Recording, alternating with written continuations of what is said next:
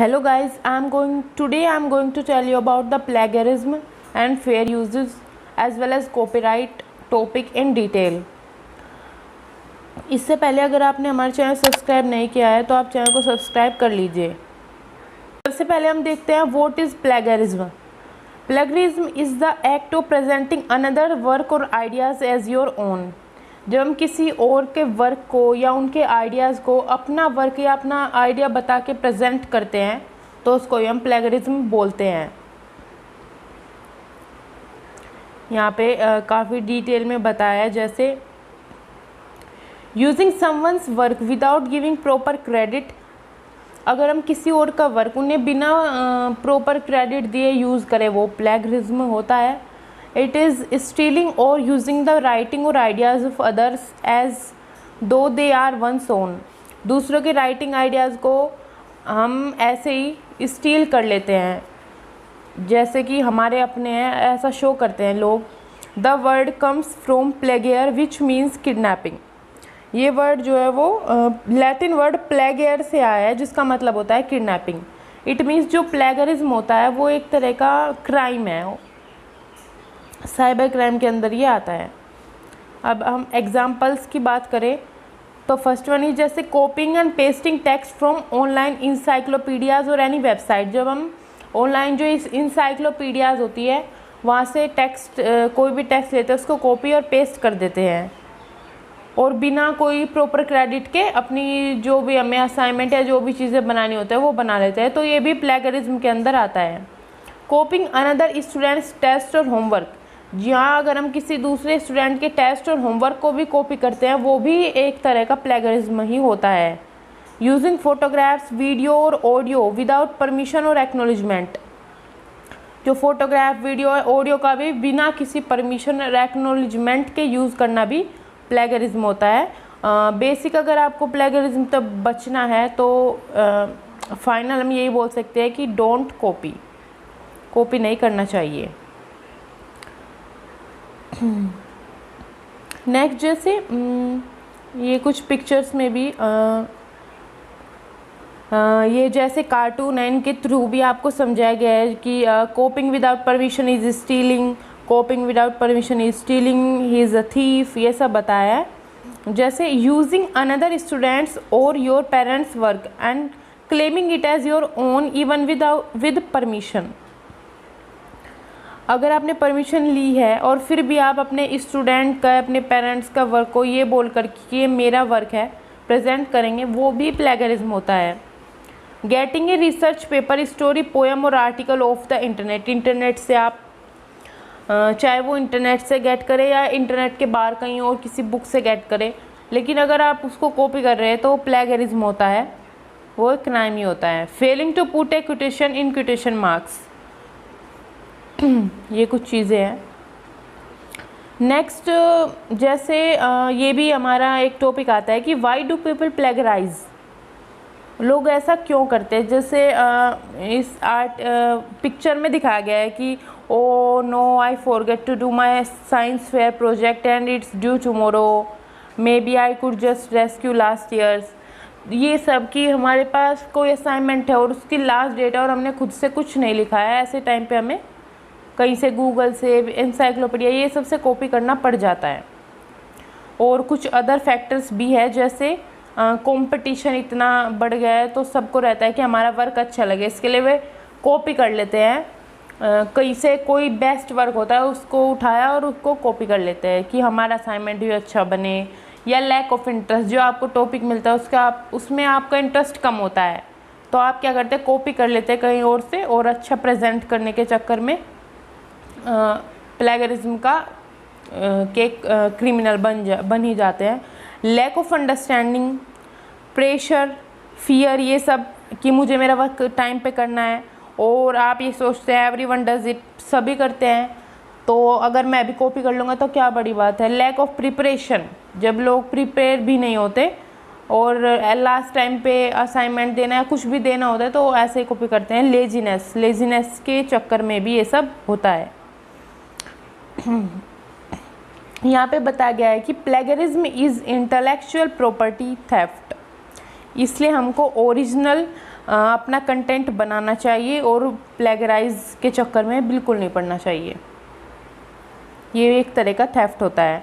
अब नेक्स्ट हम बहुत फेमस टॉपिक है कॉपीराइट, उसकी बात करेंगे।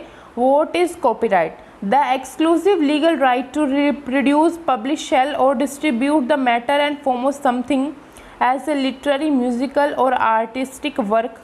No one else may use, copy or alter the work without permission under certain circumstances. Fair use is called copyright. जब हमें कोई एक्सक्लूसिव लीगल राइट मिल जाता है कि हम अपनी चीज़ को रिप्रोड्यूस करें, उसे पब्लिश करें, सेल करें या डिस्ट्रीब्यूट करें, हमारा कोई भी वर्क, लिटरेरी हो, म्यूज़िकल हो, आर्टिस्टिक वर्क हो, और कोई उसको यूज़ ना कर पाए, हमारी बिना परमिशन के उसको कॉपी ना कर पाए कहीं भी, चाहे कोई भी सर्कमस्टेंसेस हो, हमारे पास ही उसका राइट हो, हम ही उस वर्क के साथ जो करना चाहते हैं वो करें, ये वो ही कॉपीराइट होता है। और ये काफ़ी हद तक प्रोटेक्ट भी करता है। आजकल साइबर क्राइम के इतने केसेस चल रहे हैं, उस हिसाब से ये काफ़ी हद तक प्लेगरिज्म से बचाता भी है। और कॉपीराइट जो लॉ बनाया गया था 1976 में, उसकी बात करें तो section 106 of the copyright act provides the owner of A copyright certain exclusive rights. जो कॉपीराइट एक्ट है 1976, उसके सेक्शन 106 में ओनर को जो है कुछ एक्सक्लूसिव राइट्स मिले हुए हैं। In general they include 5 safeguards. वो 5 उसमें कुछ इंपॉर्टेंट फैक्टर्स है, जैसे reproduction of the copyrighted work, जो ओनर होगा वो कॉपीराइटेड वर्क का रिप्रोडक्शन कर सकता है। Preparation of derivative works based on copyrighted material, वो डेरिवेटिव वर्क्स भी यूज़ कर सकते हैं। डिस्ट्रीब्यूट भी कर सकते हैं वर्क को, या उसकी पब्लिक में परफॉर्मेंस भी देख सकते हैं। Displaying of the work publicly, या पब्लिकली वर्क को डिस्प्ले भी कर सकते हैं। ये उनको राइट दिए गए हैं। कॉपीराइट प्रोटेक्शन की बात करें तो ये शुरू होता है जब हम एक आइडिया टेंजिबल फॉर्म में रखते हैं और एक प्रूफ क्रिएट करते हैं, ये तब शुरू हो जाता है। और एंड और एक्सपायर की बात करें तो जैसे कोई सिनेमेटोग्राफिक वर्क है वो 50 ईयर्स तक रहेगा, जो आपने उसको बनाया होगा उसके बाद 50 ईयर्स तक वो रहेगा। और कोई फोटोग्राफिक वर्क होगा वो 25 ईयर्स तक रहेगा। और कोई लिटरेचर वर्क होगा वो या तो लाइफ टाइम रहेगा। लिटरेचर वर्क जो लोग लिख के जाते हैं, पोएम्स आपने देखी होगी, वो लाइफ टाइम रहेगी। और उसके भी अगर उनके बाद भी डेथ होती है तो 50 ईयर्स आफ्टर डेथ वो तब भी उनके जो है वो कॉपीराइट बना रहेगा। तब भी उन पोएम्स को, उन स्टोरीज़ को कोई और अपनी दिखाकर नहीं बना सकता, वो उनको अपनी नहीं दिखा सकता। वो ये नहीं बोल सकता कि ये मेरा वर्क है, क्योंकि उनका जो कॉपीराइट है वो उनके पास डेथ के 50 साल तक रहेगा। और जब उनकी डेथ हो जाती है उनकी फैमिली वो वर्क देखती है। कॉपीराइट इन्फ्रिंजमेंट वर्सेस प्लेगरिज्म, इसकी बात करें तो देखिए प्लेगरिज्म में है कि when you don't say where you took it from, आप नहीं बताते कि आपने इसको कहाँ से लिया है, फिर भी मोरल है। बट और copyright infringement when you take it without permission, आप बिना परमिशन किसी चीज़ को उठा लेते हैं।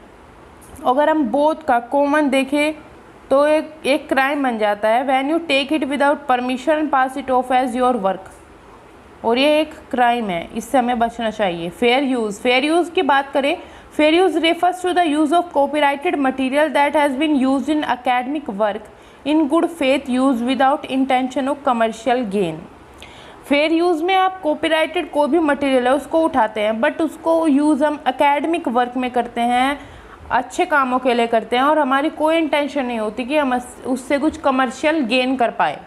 जैसे स्कूल्स में बुक्स पढ़ाई जाती है, ये काफ़ी एक्स्ट्रा बुक मिलती है, कॉमिक्स, काफ़ी चीज़ें मिलती है, तो ये टीचर भी पढ़ाने के लिए कहीं से कोई भी मटेरियल उठा लेता है ताकि बच्चों को वो टॉपिक अच्छे से क्लियर हो। ये फेयर यूज़ के अंदर आता है और ये काफ़ी लीगल और सही है। फेयर यूज़ गाइडलाइंस, इनके बारे में बात करते हैं।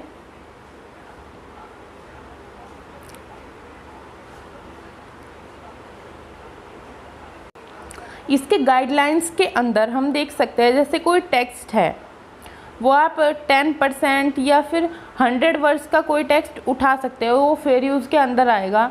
पोएट्री हो गई 25 वर्ड्स या फिर 3 पोएम्स आप सेम ऑथर के उठा सकते हैं।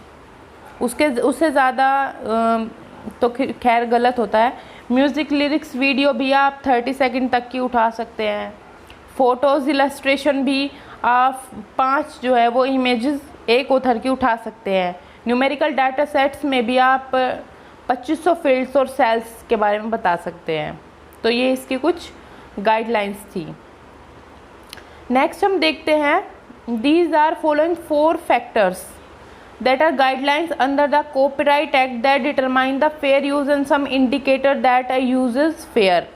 ये 4 जो चीज़ें है फैक्टर है वो हमें इंडिकेट करते हैं कि जिस चीज़ का हम यूज़ करें फेयर यूज़ है या नहीं। The purpose and the character of the use, वो ट्रांसफॉर्मेटिव होना चाहिए, नॉन प्रॉफिट होना चाहिए, एजुकेशन होना चाहिए। कुछ इम्पोर्टेंट फैक्टर है जिन्हें हम अगर जो उस चीज़ के अंदर है तभी हम ये बोल सकते हैं कि एक फेयर यूज़ है।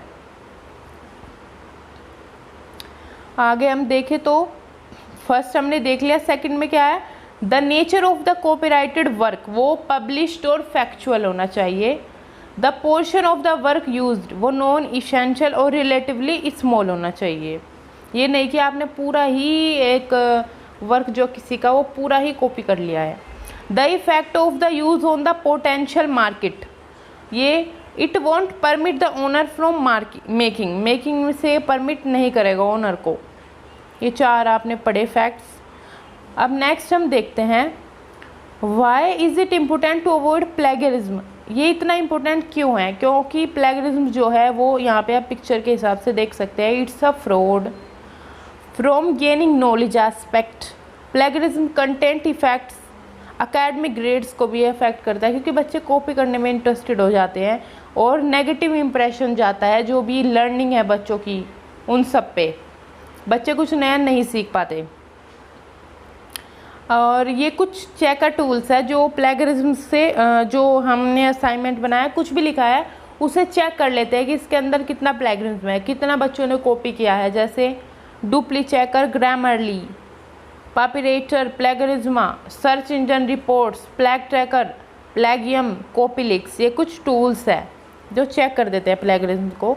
हाउ टू अवॉइड प्लेगरिज्म, हमें प्लेगरिज्म को हम कैसे अवॉइड कर सकते हैं, या तो जो भी हम चीज़ें लिखें उसको हम अच्छे से समराइज़ करें, लास्ट में उसका कंक्लूज़न दें अपनी तरफ से, या पैराफ्रेजिंग करें, उसमें कोड डालें या साइटेशंस करें। और सबसे इम्पोर्टेंट है हमें प्लेगरिज्म की स्टेज तक ही नहीं जाना है, तो इसलिए डोंट कॉपी, हमें ये फॉलो करना चाहिए और अपने वर्क को ओरिजिनल रखना चाहिए। Thank you. Please like, share and subscribe the channel.